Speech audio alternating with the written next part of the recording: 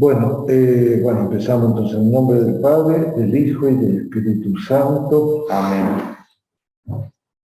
Bueno, habíamos terminado con el capítulo 4, ¿no?, de la Samaritana.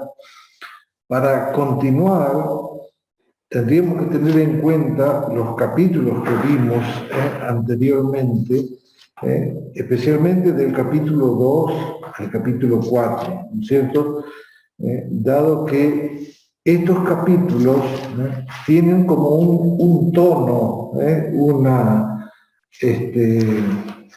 una manera de describir los encuentros de Jesús con las personas. Fíjense de que el capítulo 2 era este encuentro tan significativo de Jesús con su madre en Caná, en las bodas de Caná de Galilea, ¿no es cierto? El capítulo 2 de San Juan, donde allí, bueno, también a través de un signo se revela unas cosas muy importantes. Después del capítulo 3 comenzamos con este encuentro de este fariseo, Nicodemo, que aparece 3 veces en el Evangelio de San Juan, al comienzo, aquí en el capítulo 3, después en el capítulo 7, y luego al final, en la muerte de Jesús, ¿no? Qué notable, ¿no? Fíjese cómo aquí este Nicodemo viene de noche, como para que no lo vean, como a escondida, y después termina descubriéndose él mismo en el último capítulo, en la pasión de Jesús. Y después tenemos a este relato tan significativo como es el capítulo 4 del encuentro de Jesús con la samaritana. Este capítulo que está dando un tono, ¿no?, a todo el Evangelio, como diciendo,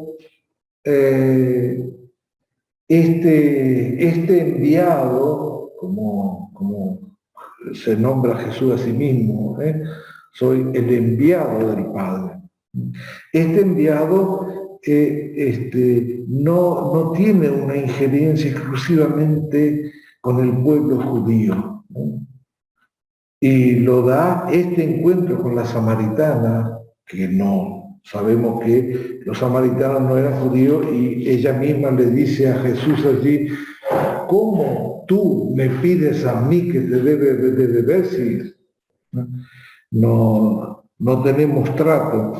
Y allí en este capítulo con la samaritana es muy importante toda esta revelación que hay en este diálogo, que parece que es un diálogo de sordos, porque la samaritana habla de un tema y Jesús le responde con los mismos términos hablando de otro tema.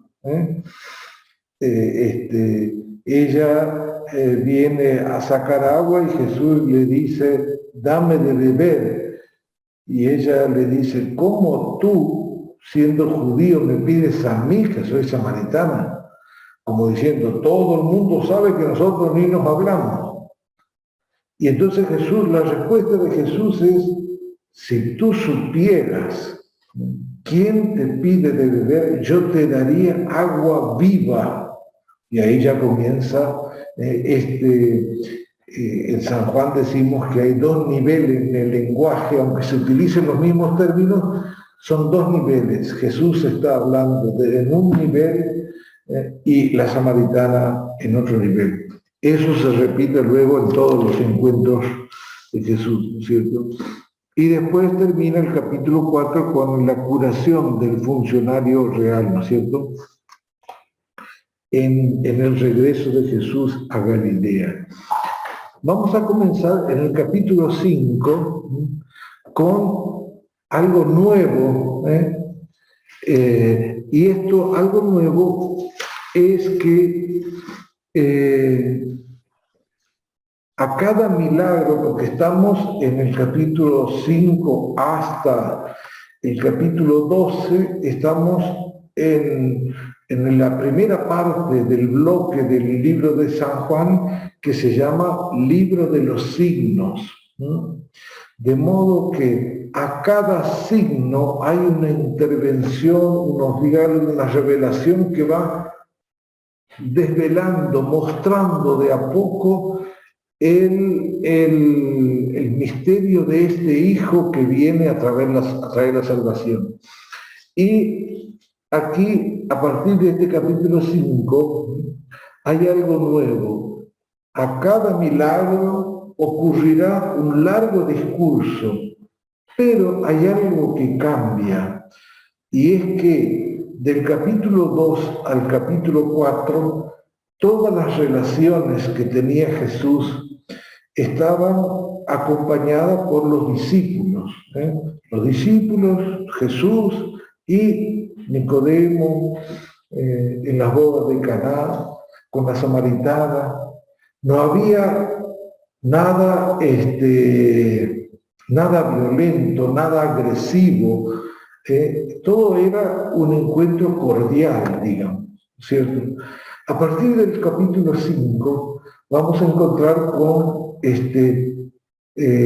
un escenario distinto, distintos personajes van a aparecer. Los discípulos van a estar, aunque por ahí en las sombras. ¿Y quiénes son los que van a aparecer? Como le llama San Juan, los judíos. Este término que utiliza San Juan para llamar a los israelitas, los judíos, tiene distintos niveles, ¿no es cierto? Porque a veces los judíos son los que escuchan la palabra de Dios, los cumplidores, los seguidores de Moisés, pero a veces son los fariseos, los sacerdotes del templo, o gente que no quiere introducir en su esquema ningún cambio, ¿no? Y especialmente San Juan llama los judíos que están en contra de Jesús, ¿cierto? Que no quieren aceptar que el discurso, la palabra que trae Jesús genera un pequeño cambio en lo que ellos vienen practicando, ¿no es cierto? Entonces, desde este capítulo 5 hasta el capítulo 10, se va a relatar este encontronazo con los judíos, y la tensión va a ir subiendo hasta que en un momento los judíos, se va a decir directamente, con claridad, que buscan la muerte de este que dice ser hijo de Dios, ¿cierto? Pero aquí, en el capítulo 5, comienza la tensión, digamos, ¿cierto? Donde los judíos intentan pedirle cuenta a Jesús. ¿En nombre de quién haces estas cosas? ¿Quién te mandó? Entonces, esto es importante porque esta relación de tensión va a atravesar desde el capítulo 5 por lo menos hasta el capítulo 10. Por lo tanto, todos los relatos de signos que tiene este primer libro de San Juan, ¿cierto? Y por eso podríamos hacer notar que en estos capítulos todos los relatos están en relación con una fiesta judía, ¿no? Fíjense, en el capítulo 5, en el primer relato, 5, 1 al 47, la fiesta es la fiesta del sábado, ¿no? Y el tema es que Jesús es igual al Padre, se presenta como enviado igual al Padre. La segunda fiesta es la fiesta de la Pascua, ¿eh? Y Jesús se presenta como el pan de vida en el capítulo 6, un largo capítulo muy importante que habla de yo soy el pan de vida. El contexto de la fiesta tiene que ver con el tema que Jesús presenta, ¿no es cierto? La fiesta de la Pascua, en la Pascua se hacía en la noche de Pascua, todo ese rito de bendición era muy importante porque inclusive en nuestra Eucaristía, la base de la Eucaristía está asentada sobre ese rito, ¿cierto? Inclusive, bueno, en la fiesta de Pascua cristiana nuestra, se dice, se habla de que en esta Pascua aparece esta relación de la antigua Pascua, de la antigua Pascua. Después también aparece en el capítulo 7 la fiesta de los tabernáculos. La fiesta de los tabernáculos se caracteriza por un comienzo como una fiesta de la luz. Y allí Jesús en el capítulo 7 habla de que Jesús es la luz del mundo. Y por último, la fiesta de la dedicación en el capítulo 10, donde Jesús se presenta como el buen pastor del pueblo, ¿cierto? Entonces, del capítulo 5 al capítulo 10, todos los relatos y los grandes discursos que aparecen en esos relatos, los relatos de los signos, de los milagros. San Juan no utiliza la palabra milagro, sino signo, o sino obra. La obra que yo hago, y después uno se da cuenta que la obra que hace referencia es una curación. Pero San Juan nunca lo llama milagro, sino un signo. Y ese signo siempre da pie a Jesús para hacer un largo discurso. Entonces quisiera leerles 5 características de esta parte del Evangelio de San Juan. Tengamos en cuenta de que del capítulo 5 al capítulo 10, toda la relación, la trama de estos capítulos está basada en una tensión con los judíos. Y en ese contexto, entonces, aparecen distintos temas, ¿cierto? Entonces, la primera característica de esta sección es: Jesús es el lugar del encuentro entre Dios y los hombres.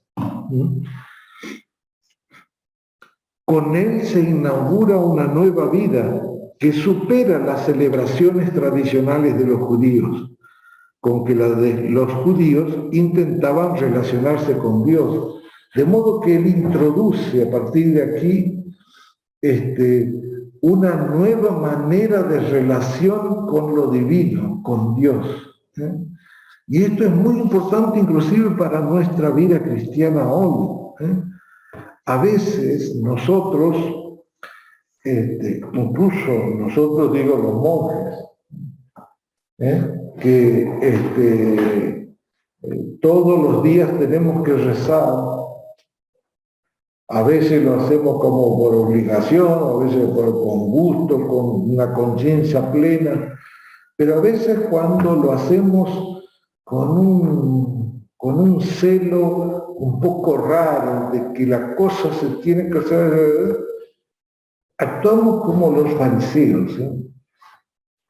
Entonces, nos olvidamos de que Jesús viene en cada acto de la vida cristiana, en el acto más mínimo, inclusive si vos empezás la mañana, Raúl empieza la mañana temprano, se levanta, no hace ninguna oración, siempre hace la señal de la cruz, ponele que empieza haciendo, no sé cómo empezará. Se hace una señal de la cruz y empieza su día. Bueno, es un signo concreto, una expresión de fe. Hay una voluntad de unión. Entonces, Jesús en estos capítulos habla de esta nueva relación de el hombre con Dios a través de su persona, que se manifiesta por medio de los signos. Entonces, en estos capítulos se narran los 7 signos que tienen el primer libro de San Juan, el capítulo 2 al capítulo 12, se llama Libro de los Signos. Y son 7 signos que se revelan, ¿no? Esos 7 signos están precedidos por: yo soy el pan de vida. Yo soy el ego en mí, que dice Jesús. Entonces es el pan de vida, yo soy la luz del mundo, la resurrección y la vida, yo soy el buen pastor. Y el enviado del Padre. Bueno, el enviado, no sé si... Capítulo 5. Puede ser, bueno. Pero hay 7 signos profundos que están precedidos, que están, digamos, continuados con un largo discurso, ¿no? Entonces, estos 7 signos típicos de este Evangelio se encuentran realmente una conexión muy estrecha entre el signo, el gesto milagroso, y el discurso de Jesús. La revelación, porque el discurso de Jesús que sigue a cada signo es como una explicación teológica. Ahora, ante el signo, el discurso de Jesús, ¿qué hay? Reacción de los judíos, ¿no? Bien, esta... Porque no entienden, padre, no entienden la forma de explicarse de Jesús, no lo comprenden. Sí, no lo comprenden. Y en algún momento se va a ver que en realidad no lo quieren entender. También. No lo comprenden y no lo quieren entender, porque entenderlo sería modificar un cambio de lo que ellos vienen haciendo, ¿sí? Entonces, esto en segundo lugar, ¿no es cierto? Existe el vínculo de una estrecha relación entre el signo y la palabra. En tercer lugar, los personajes que están en escena cambian respecto a los primeros capítulos, ¿no? En los que estaba San Juan Bautista, que se dio una relación amena de los discípulos de Jesús con algunos personajes. Ahora los principales interlocutores de Jesús son los judíos, pero como adversarios que lo acusan de violar la ley. Todos estos capítulos en que Jesús se relaciona con la gente, dice algo, sana, hace algún milagro, los une, el único escenario son los judíos. Y en cada cosa que hace Jesús, los judíos le bajan la calle. En cuarto lugar, frente a la palabra de Jesús se constituyen 2 grupos de hombres: los que acojan la fe y los que lo rechazan. Los que lo rechazan son los judíos y algunos otros. La popularidad de Jesús de Nazaret sufre un gran quebranto en esta relación con los judíos. Incluso muchos de los discípulos, se va a decir luego, lo abandonan. Y al final del capítulo 11 se ve obligado a no mostrarse más en público, hasta el momento que llegue su hora. Entonces, por esto es muy importante estos capítulos, porque podríamos decir, a través de milagros y de discursos, y en los discursos está la revelación teológica de quién es Jesús, cuál es su obra, cuál es su misión. Y en quinto lugar, estos capítulos, las características, Un elemento que no hay que soslayar es la localización geográfica en la que Jesús desarrolla gran parte de esta revelación. Es sobre todo Jerusalén, el lugar que destaca el evangelista, en donde generalmente se ambienta la obra de salvación de Jesús. Y por lo tanto, con relación al templo, a los sacerdotes, a los fariseos, a los escribas, mientras que en Samaria, como hemos visto, es el lugar donde Jesús anuncia al mundo judío cismático, podríamos decir, un culto nuevo. La Judea, entonces, es el ambiente del rechazo de Jesús y de la incredulidad, en donde se lleva a cabo el choque entre el maestro y sus enemigos. Estos serían las cinco características de estos capítulos, ¿no es cierto? Entonces vamos a ver esta primera escena, ¿no? Y esta primera escena es una curación de un hombre paralítico, ¿no? Y después vemos enseguida la reacción. Podríamos dividir el capítulo 5 en 3 partes. Del versículo 1 hasta el versículo 18, que es el relato de la curación, ¿no? Y después del capítulo 19 al 30, que es el primer discurso de Jesús. Y el segundo discurso, el segundo tema, viene del versículo 31 hasta el último versículo 47. Entonces podemos leer esta curación que se parece a los evangelios sinópticos, pero tienen pequeñas diferencias, ¿no es cierto? Como por ejemplo, también cuando vayamos al capítulo 6, que se relata la multiplicación de los panes y el gran discurso del pan de vida de Jesús, el contexto es el mismo contexto de los evangelios sinópticos, de la relación, el relato de la multiplicación de los panes que tienen los evangelios sinópticos, solo con elementos típicos de San Juan. Aquí entonces dice, después de esto, ¿no?, del final del capítulo 4, se celebraba, fíjense que ahí ya pone el contexto, se celebraba una fiesta de los judíos. No se dice qué fiesta. Y Jesús subió a Jerusalén. Casi hasta ahí podríamos decir, o sea, Jesús, un judío hecho y hecho. Hay una fiesta en Jerusalén, Él está allí.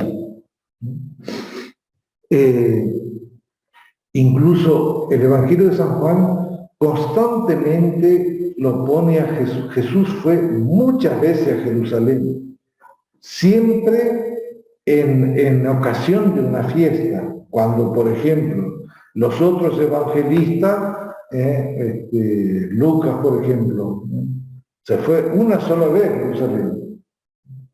Hay un largo viaje y los otros evangelistas también hacen un espacio. Pero aquí, entonces dice, había una fiesta de los judíos, Jesús subía a Jerusalén. Junto a la puerta de las ovejas en Jerusalén hay una piscina llamada en hebreo Betzata, que tiene 5 pórticos. Bajo estos pórticos yacía una multitud de enfermos ciegos, lisiados y paralíticos que esperaban la agitación del agua. Había allí un hombre que estaba enfermo desde hacía 38 años. Al verlo tendido y sabiendo que hacía tanto tiempo que estaba allí, Jesús le preguntó, ¿quieres curarte? Aquí ya podríamos decir, hay cosas raras. No es un relato normal. ¿Por qué? En primer lugar, esta piscina que tenía 2 niveles, con cinco puertas, digamos. Era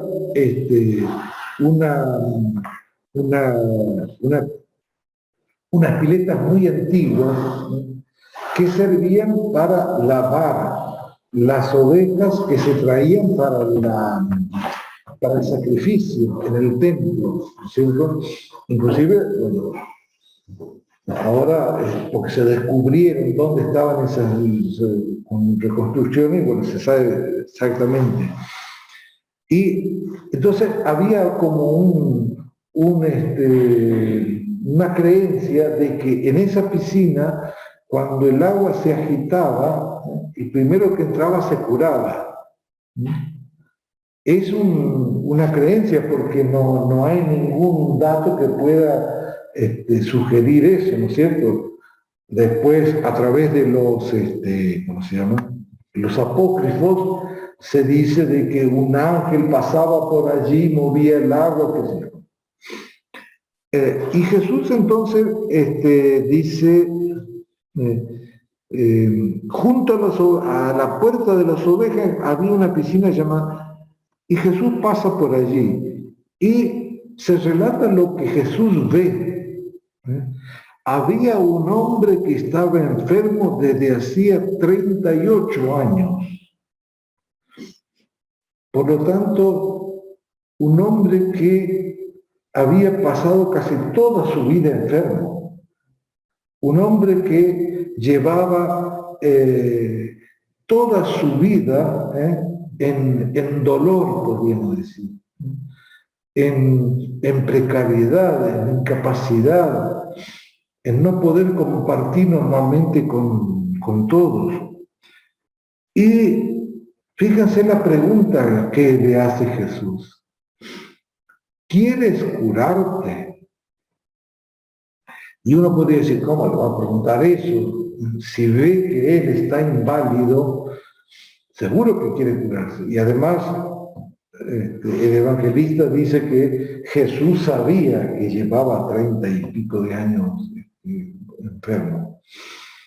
Pero las curaciones, el recibir a Jesús, el seguir a Jesús, es una opción, no es una obligación. ¿Quieres curarte? ¿Quieres seguirme? ¿Quieres salvarte? Si crees, entonces, fíjese, aquí está expresada esta autonomía profunda, que es un respeto, es un signo del respeto profundo de Jesús por el otro. La salvación no pasa por encima de la conciencia ni de la libertad de nadie. ¿Quieres curarte? Y él respondió, Señor, no tengo a nadie que me sumerja en la piscina. Cuando el agua comienza a agitarse, mientras yo voy, otros descienden delante.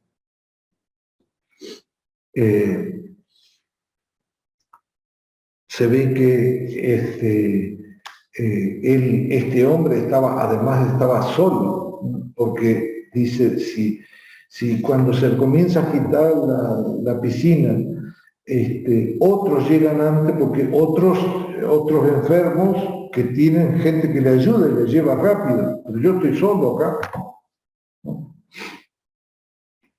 Y Jesús, fíjense, pasando por encima de las creencias que ocurrían en esa piscina, de los pasos que tenías que dar, dice, levántate, toma tu camilla, tu camilla y camina.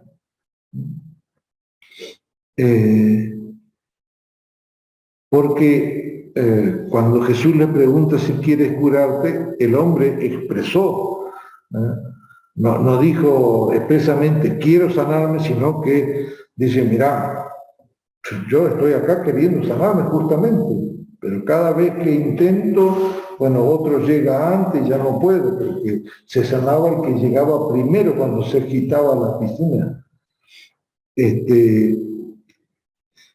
Y Jesús entonces le da esto que él quiere, que él necesita, que hace tanto tiempo está esperando, sin tocar el agua.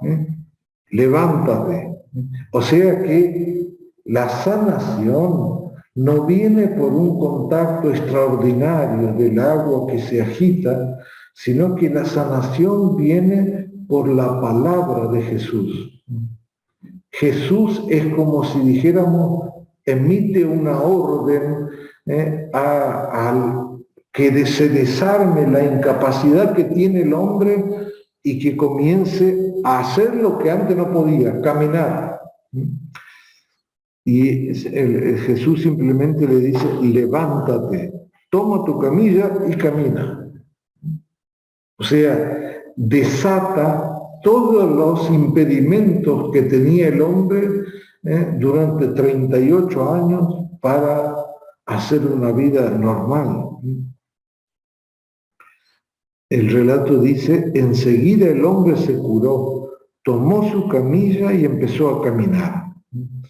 El relato propiamente de la curación se parece a todos los relatos de curación de Jesús.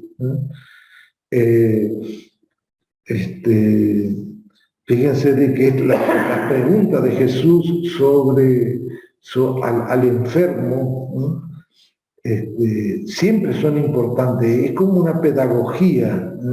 Habla de la relación de Jesús con las personas que están sufriendo, pero habla también del respeto de Dios sobre la libertad de otra persona. ¿Quieres curarte? En todos los milagros hay una pregunta que asoma a esto. ¿Crees que puedo hacer esto?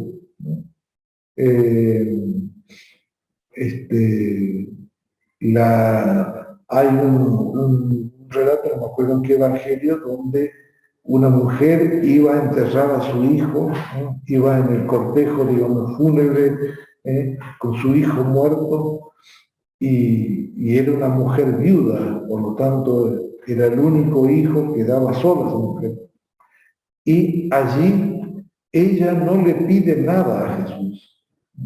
Y Jesús se pone ahí al lado, le toca el féretro y el cuerpo, y el hijo de ella vuelve a la vida.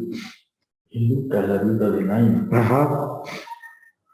Bien, entonces aquí dice, enseguida el hombre se curó, tomó su camilla y empezó a caminar. Y entonces el relato vuelve al centro de la escena y dice, era sábado. Era sábado en Jerusalén. Fíjate que los santos cargan las camillas prohibidas, hacemos. claro.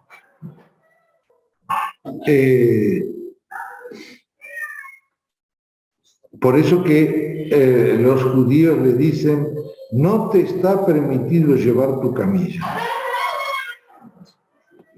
El hombre le responde, el que me curó me dijo, toma tu camilla y camina. Ellos le preguntaron, ¿quién es ese hombre que te dijo, toma tu camilla y camina? Los judíos preguntan, ¿quién es el que rompe la ley de Moisés, que da una orden que no se puede realizar en sábado? Y cuando le preguntan, ¿quién es ese hombre? Lo raro es aquí que, fíjense que esto va dando un perfil de la persona esta que se sanó. ¿Quién es ese hombre? Pero el enfermo lo ignoraba. No sabía quién era Jesús. No sabía, pero tampoco se preguntó de preguntar el nombre. ¿Quién es este? ¿De dónde es? ¿Por qué hace? El hombre no ignoraba, porque Jesús había desaparecido entre la multitud. Después Jesús lo encontró en el templo De modo que el hombre, después de ser sanado ahí en la piscina, ingresa al templo, uno supone, a dar gracias por la curación. Y le encuentra allí y le dijo: has sido curada, no vuelvas a pecar, de lo contrario te ocurrirá peores cosas todavía. Lo que le dice Jesús aquí parecería como que Jesús sabe la causa que le dejó a este hombre paralítico, la causa del mal, que él había optado por ese mal y que le había dado esta enfermedad. El hombre fue a decir a los judíos que era Jesús el que lo había curado. Fíjense que aquí este enfermo que es curado por Jesús, es como que no está enterado de que entre Jesús y los judíos hay una rivalidad, hay algo, no una buena relación, porque si no, él no hubiera pasado este dato a los judíos. Porque a raíz de este dato es que se arma el problema, ¿no es cierto? Entonces, este hombre le va y le dice a los judíos que era Jesús el que lo había curado. Ellos atacaban a Jesús porque hacía estas cosas en sábado. Él les respondió: mi Padre trabaja siempre y yo también trabajo. Pero para los judíos esta era una razón más para matarlo. Fíjense, aquí aparece ya esta como una decisión tomada que en el Evangelio de San Juan es como en los sinópticos. Esta decisión tiene todo un proceso, y aquí parecería que ya desde el primer encuentro hay una decisión de matarlo, lo cual refleja esta enemistad tan profunda que había, ¿no? Porque no solo violaba el sábado, sino que se hacía igual a Dios, llamándolo su propio Padre. Fíjense entonces, el primer contexto el primer signo que relata San Juan en el libro de los signos, y que va a describir esta relación tan dura con los judíos. Una relación constantemente tensa que va a ir aumentando la tensión hasta que Jesús no podrá mostrarse en público. Entonces, aquí esta curación de este hombre paralítico, que no es como los otros que son curados por Jesús, que siempre tienen gestos para con Jesús. Te quiero seguir, pequeños gestos tienen con Jesús de agradecimiento, de gratitud. Este hombre no ha tenido ese gesto, no sé quién es, y después cuando sabe quién es, lo primero que hace es va a avisarle a los judíos. Y ahí, si no lo sabía, ahí se da cuenta de que hay una gran tensión entre los judíos y Jesús, por lo que los judíos le dicen. ¿Quién te crees tú? Podríamos decir que le dicen, que hasta a Dios le llamas mi Padre. Y después viene entonces el discurso sobre la obra del Hijo, el discurso que va desde el versículo 19 hasta el versículo 30. Y aquí aparecen como en todos los discursos, son discursos teológicos, por lo tanto, aparecen revelaciones del Hijo, de la misión del Hijo, del Padre, de la voluntad del Padre. Podemos leerlo así de corrido, después hacer un comentario. Entonces Jesús tomó la palabra diciendo: les aseguro que el Hijo no puede hacer nada por sí mismo, sino solamente lo que ve hacer al Padre. Lo que hace el Padre, lo hace igualmente el Hijo. Porque el Padre ama al Hijo y le muestra todo lo que hace. Y le mostrará obras más grandes aún, para que ustedes queden maravillados. Así como el Padre resucita a los muertos y les da vida, del mismo modo el Hijo da vida al que Él quiere. Porque el Padre no juzga a nadie. Él ha puesto todo juicio en manos de su Hijo, para que todos honren al Hijo como honran al Padre. El que no honra al Hijo, no honra al Padre que lo envió.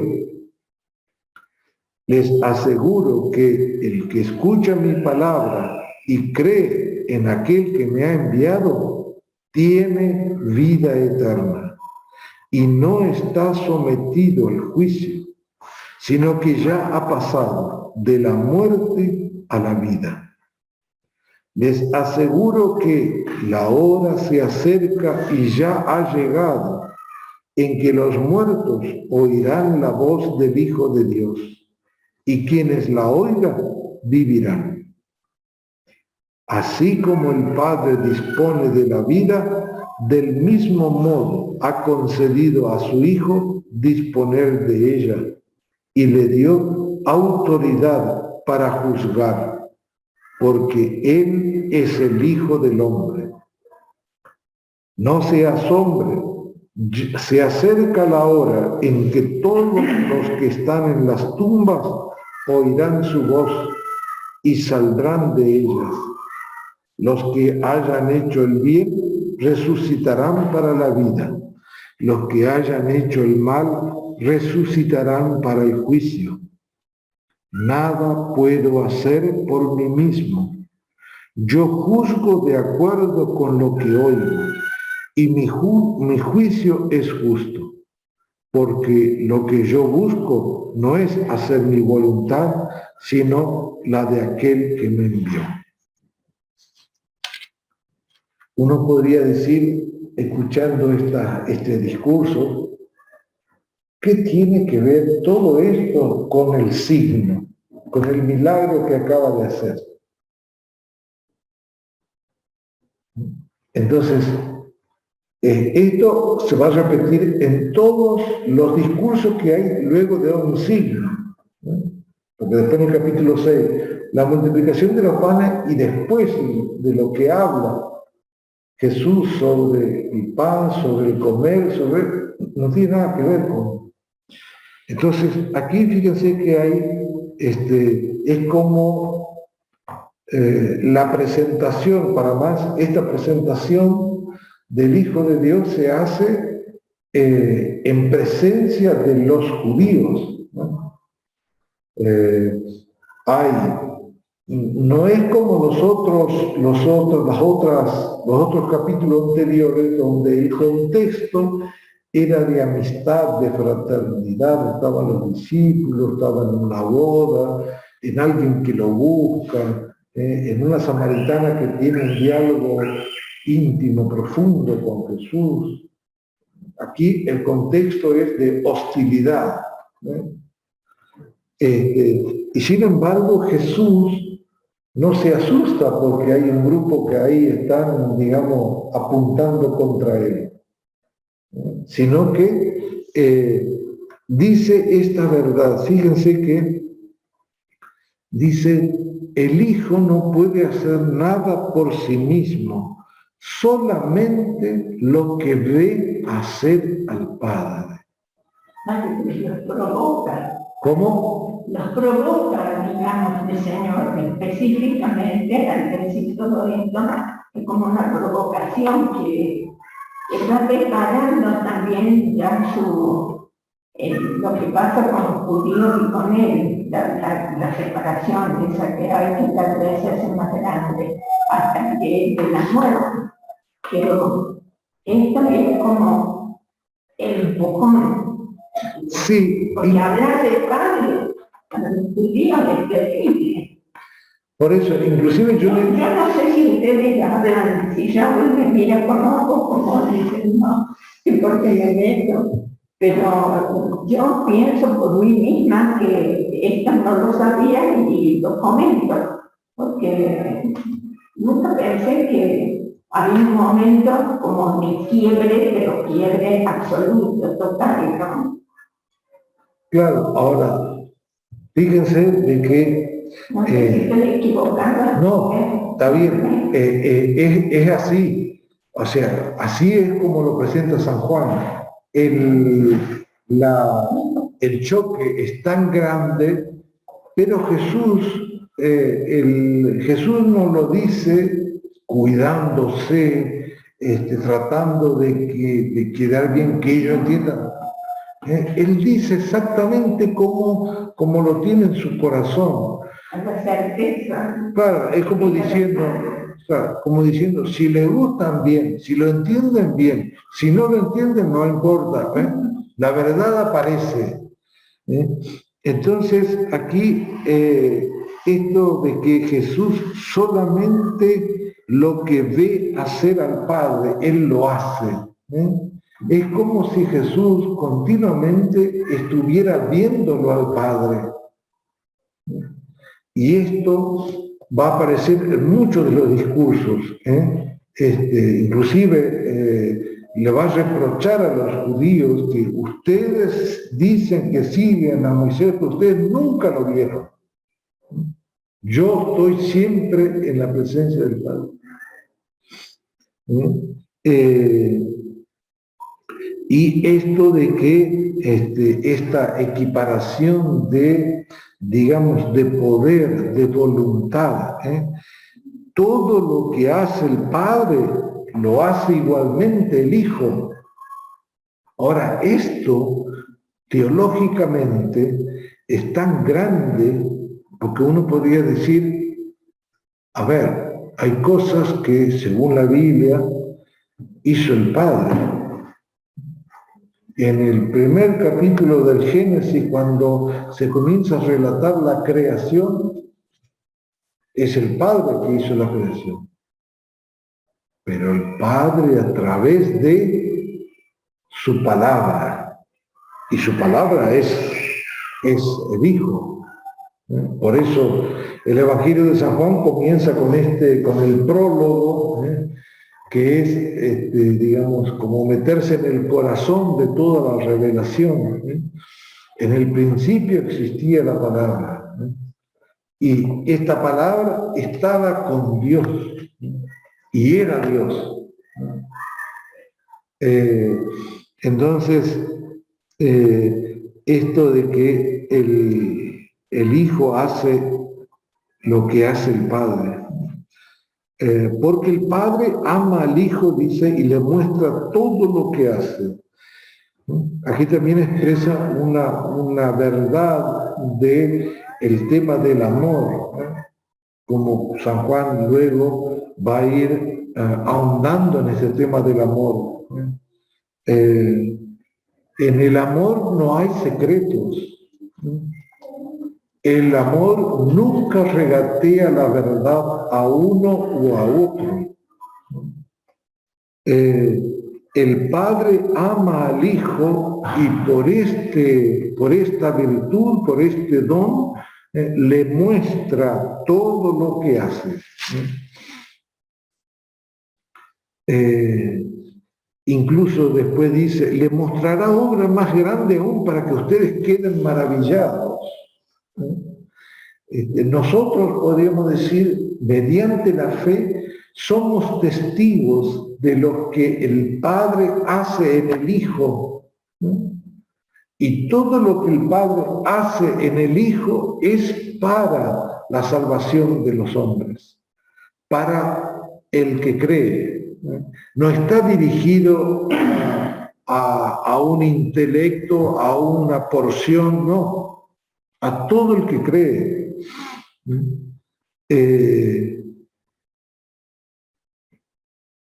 Después también esta palabra aquí en el versículo 22 respecto del juicio. Nosotros, a raíz de una moral que viene del siglo XVII, una moral legalista, que dice, bueno, a ver, yo soy buen cristiano si cumplo ciertas normas. Hay 10 artículos que tengo que cumplir. Si cumplo esos 10 artículos, estoy mostrando que soy buen cristiano. Pero el Padre y Jesús, su Hijo, no me juzga así. Incluso aquí dice, el Padre no juzga a nadie. Él ha puesto todo juicio en manos de su Hijo. Y su Hijo desarma todo juicio cuando dice a la pecadora que está, cuando entra en la casa del fariseo y la pecadora ahí está llorando a sus pies. Ella, porque amó mucho, le son perdonados todos sus pecados. No es, fíjense, el secreto del perdón en esta mujer pecadora no está en lo que Jesús hace por ella, sino está en lo que ella hace, en el amor que ella pone.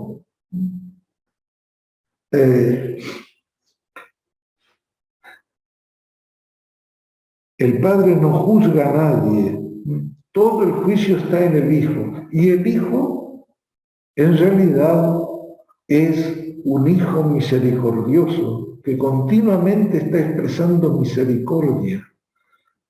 Lo vamos a ver en el capítulo 10, como el buen pastor que da la vida por las ovejas.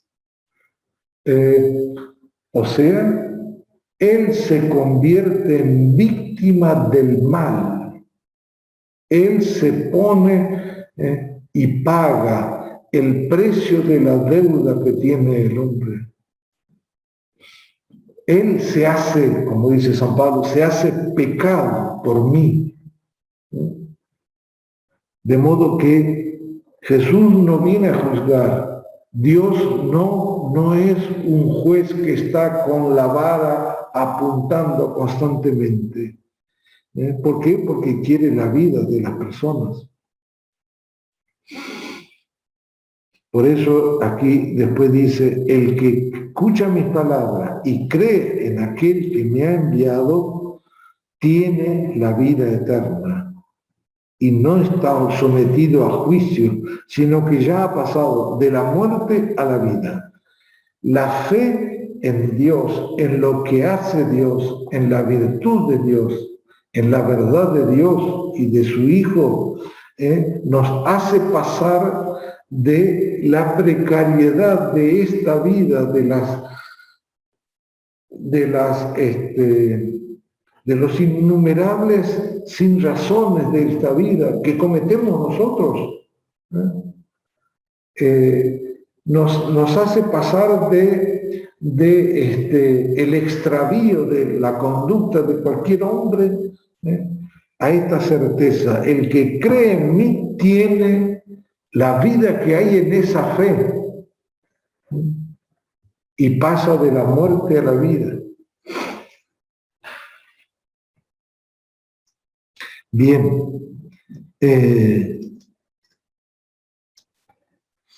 después viene del versículo 31 al 47, hay como otro tema que se despliega aquí en este encuentro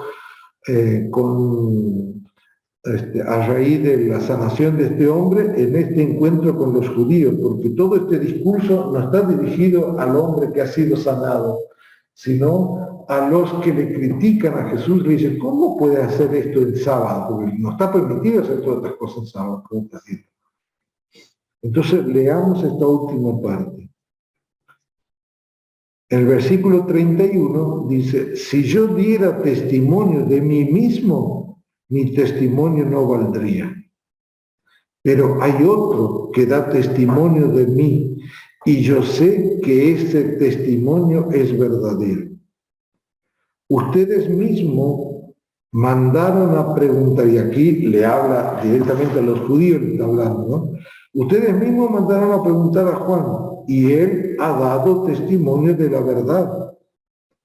No es que yo dependa del testimonio de un hombre. Si digo esto, es para la salvación de ustedes. Juan era la lámpara que arde y resplandece, y ustedes han querido gozar un instante de su luz. Pero el testimonio que yo tengo es mayor que el de Juan. Son las obras que el Padre me encargó llevar a cabo.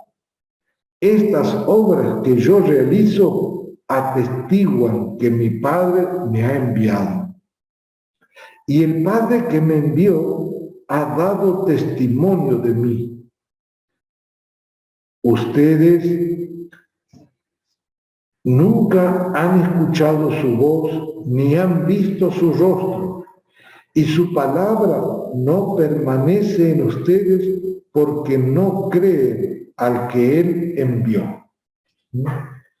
Es como que le está desarmando los argumentos que tienen los judíos.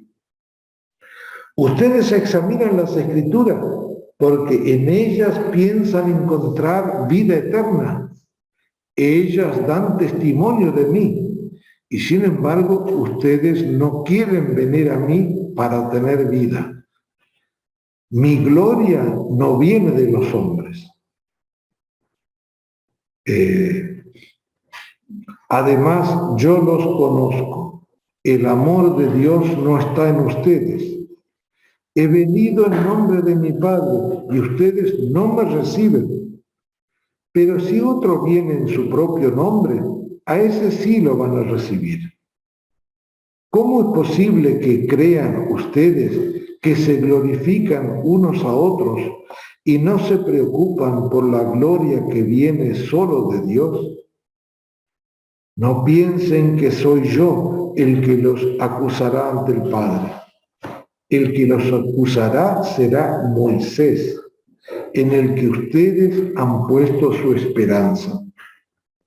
Si creyeran en Moisés, también creerían en mí, porque él ha escrito acerca de mí. Pero si no creen lo que él ha escrito, ¿cómo creerán en lo que yo les digo? Menos mal que aquí no aparece ninguna voz de los judíos contestándole a esto que dice Jesús, porque es como desarmarle los argumentos que tienen ellos para, a raíz de esto que se ponen en contra de, cuando le dice, bueno, ¿cómo puede hacer esto en sábado? Y entonces aquí este testimonio que da Jesús del Padre en favor suyo,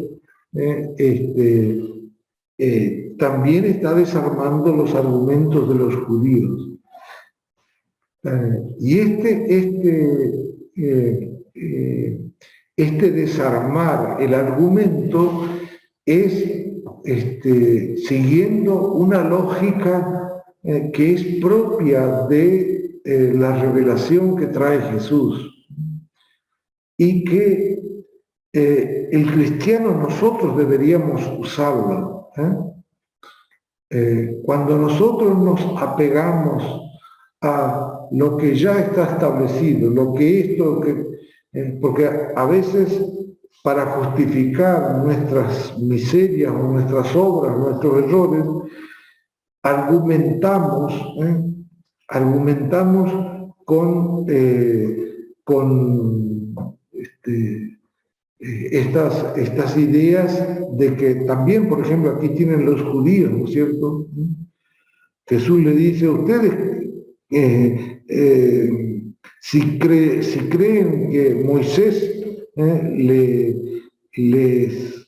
les va a dar la vida eterna, pero Moisés habla de mí, pero ellos no pueden entender esto.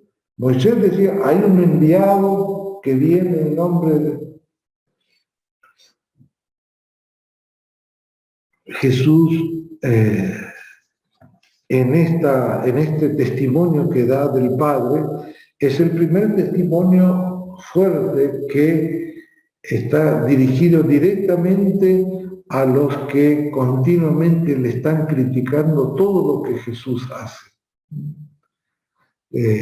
Por eso comienza diciendo, yo no doy testimonio de mí mismo. Mi testimonio no valdría si yo doy testimonio de mí mismo. Otros dan, Juan Bautista ha dado testimonio, pero el Padre mismo da testimonio de mí. Incluso le dicen a los judíos, ustedes que creen saber de la Escritura, Moisés habló de mí.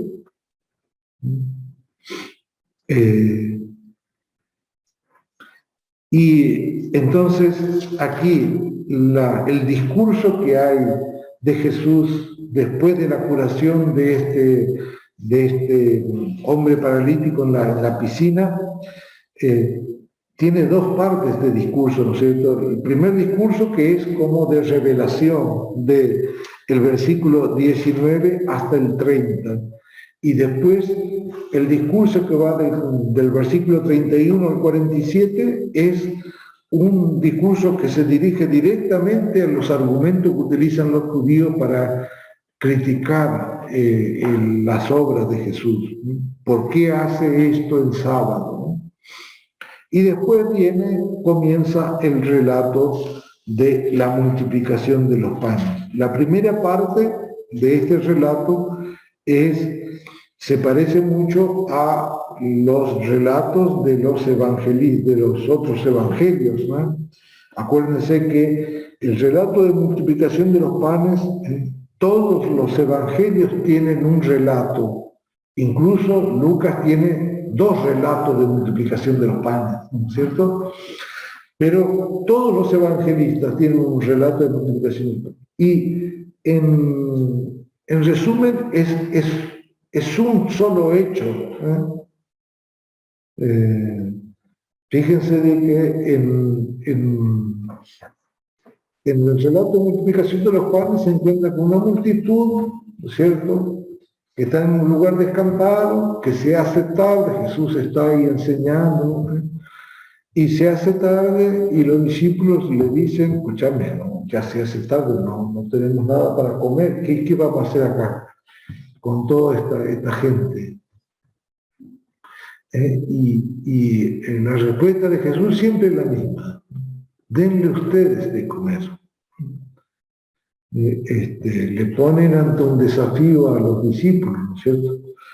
Y ellos van a ver, los discípulos le dice aquí, 200 denarios, como si dijéramos, mirá, 100.000 pesos no alcanzarían para comprar comer, porque eran una multitud. Entonces, 200 denarios es el sueldo de un año de una persona. Sí. No, un denario. Un denario es el sueldo de un día. 200 denarios es el sueldo de un año. Bueno. O sea, lo que ganaría un año. Claro, sí. Entonces, uno de los discípulos le dice, aquí cambia, aquí hay un niño que tiene 5 panes de cebada y 2 pescados. En los otros evangelios, Jesús, porque este relato está en el contexto en los otros evangelios de que Jesús le había mandado a los discípulos a predicar. volvieron y le cuentan a Jesús qué es lo que pasó cuando predicaban, los milagros que hicieron, qué sé yo. Y entonces Jesús le dice, vengan a un lugar así apartado para descansar un poco. Y en uno de los evangelios dice, porque era tanta la gente que iba a venir que no tenía tiempo ni para comer. Entonces, es el mismo relato, ¿no es cierto? Y en algunos evangelios Jesús le dice, denle ustedes de comer, y en otro le dice, vayan a ver cuánta comida hay, teniendo en cuenta de que el contexto siempre es el mismo. Jesús había organizado un retiro solo con los discípulos y cuando llegaron a ese lugar resulta que estaba lleno de gente, ¿no? Entonces Jesús se puso, en el Evangelio de Marcos, hermosamente dice, tuvo compasión y se puso a enseñarle largamente, ¿no? Como dice, tuvo compasión porque lo que vio eran como ovejas sin pastor, ¿no? Y entonces después llega un momento que hay que empezar a organizar. En uno de los evangelios dice que Jesús le pregunta cuando vayan a ver cuánto, vayan a constatar cuánta comida hay. Vienen y le dicen, mira, hay 5 panes y 2 peces, pero eso no es nada, ni para nosotros alcanza. ¿Y cuál es la actitud de Jesús? La actitud de Jesús dice, ¿nosotros qué diríamos? Bueno, listo. Se terminó. Tratemos de tomarnos el raje porque no tenemos nada. ¿Qué vamos a hacer acá?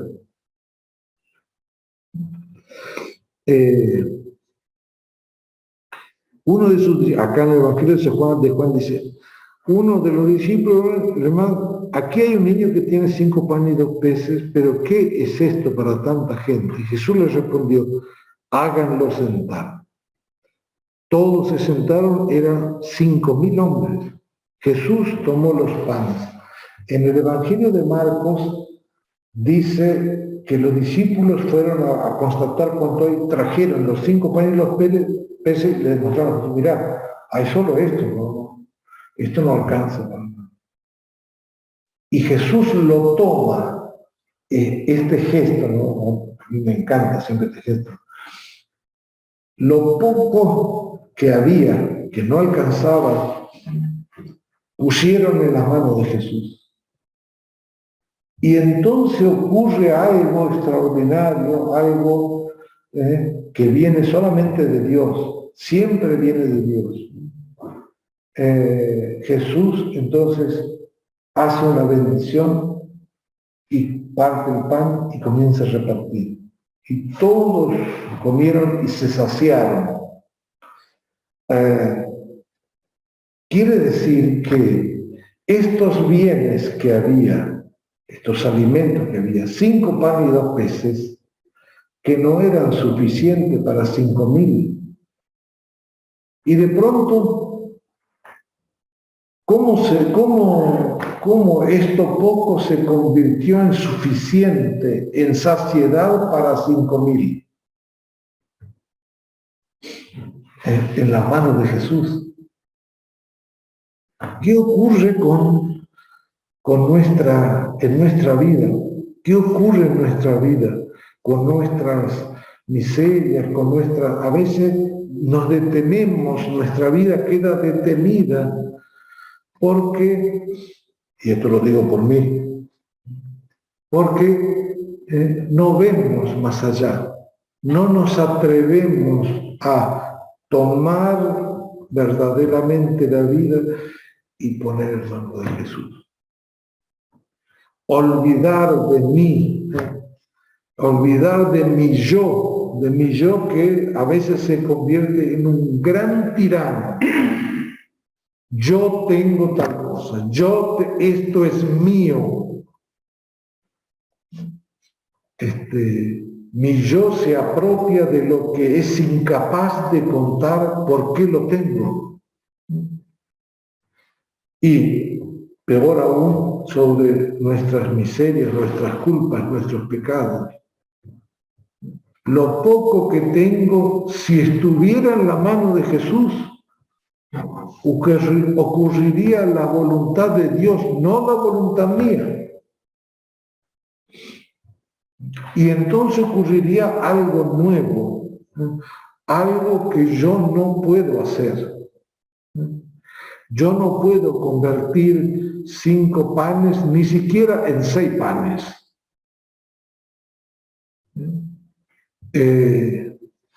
Entonces, esta multiplicación de los panes, todo el signo está centrado en que hay que constatar el nombre exacto de lo poco que hay, de lo poco que tengo. El nombre, no así en forma genérica, no. El nombre concreto. ¿Qué es lo poco que tengo? ¿Cuál es el segundo paso? Tomarlo verdaderamente. Esto poco que tengo debe estar en mi libertad, en mi voluntad, en mi conciencia. Tomarlo y ofrecérselo a Jesús. Darlo a Dios. Darlo verdaderamente. ¿Cuántas veces nosotros nos encontramos pidiéndole a Jesús que nos ayude? Te doy esta situación, pero no le damos nada. No le damos. Convertimos ese gesto en un mero rito vacío. Porque Jesús puede decir, genial, si me lo das yo lo cambio. Pero no terminamos de darlo. Y no terminamos de darlo por 2 razones. Porque no lo agarramos, no lo tomamos verdaderamente, no lo con toda libertad no poseemos eso y le ponemos en las manos de Jesús. Y por otro lado, no renunciamos a despojarnos, a perder, a olvidarnos. Creemos que tal cosa, tal producto, o a veces cosas espirituales, ¿no? Pero en las manos de Jesús esto ocurre lo extraordinario, ¿no? Y lo extraordinario para el bien, ¿no? No es lo extraordinario simplemente para, no sé, una filmación de una película, una cosa rara, no, algo extraordinario para el bien. Esto poco que los discípulos constatan, ¿qué son 5 panes y 2 peces para tanta gente? Listo, terminó acá, vámonos porque esto ya se terminó, no tenemos otra solución. ¿A dónde vamos a ir a comprar tantas cosas para tanta gente? Ni tenemos plata, ni tenemos posibilidades, bueno, listo, se terminó. Pero el que hace el milagro, el que hace las cosas es Dios. Dios, sobre cada gesto de bien, Él genera que este bien se convierta en suficiente para todos. Empezando por el mismo, el que hace de sirviente a los otros. Porque fíjense qué regalo inmenso que tienen los discípulos al ser los sirvientes de esta multitud, y de constatar de que a través de aquello poco resulta que llegamos a una saciedad inmensa. Se produce una fiesta allí.